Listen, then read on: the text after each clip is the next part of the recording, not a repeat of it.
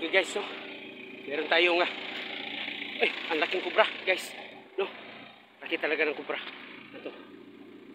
Wop. Oh, tingnan nyo guys. Oh, may kilos-kilos pa. Kubra. Nakuha ko nang naipit ito guys. Okay guys, oh. Tingnan nyo. No? Ang grabe. Ang ano talaga. Pag kubra guys. Ganito talaga gawin mo. No? Para hindi siya makakagat sa iyo. Yung pinakaulo guys.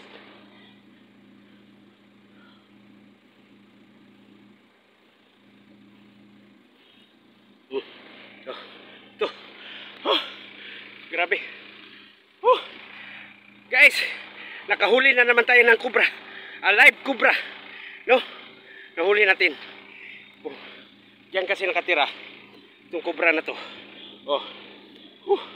Grabe. Pero alam nyo guys, kailangan wag natin patayin itong mga kubra na ito. Kailangan lang talaga. Endangered species na talaga ito. Buti na lang sa tulong ng aso natin, tumatahol-tahol siya guys. Ito. Grabe. Buhay na buhay yung kubra. Inipit lang natin, no? So, ito guys, no? Hindi basta-basta. Pinapawisan ako ng maraming singot. Kasi si King Cobra, Kamuboy founder, pang-apat na ito guys, na kubra na nahuli natin. No?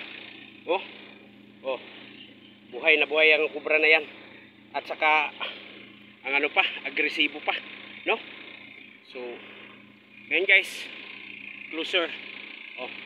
So, mamaya-maya tatapon na natin guys ito sa sa natural behavior niya.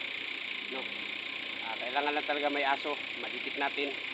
So, tatapon natin ito malayo sa bahay para kung okay na siya, maaari na siyang umano. Parang buntis pa yata guys, Parang buntis pa yata itong kubra na ito. Grabe. Pinawisan ako guys.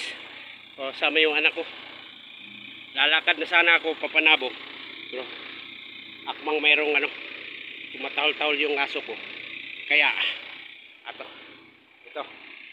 Iano ko na doon sa malayong banda para siya makapamuhay ng maari doon. Doon ka na. Okay guys. Inano ko na doon sa malayo.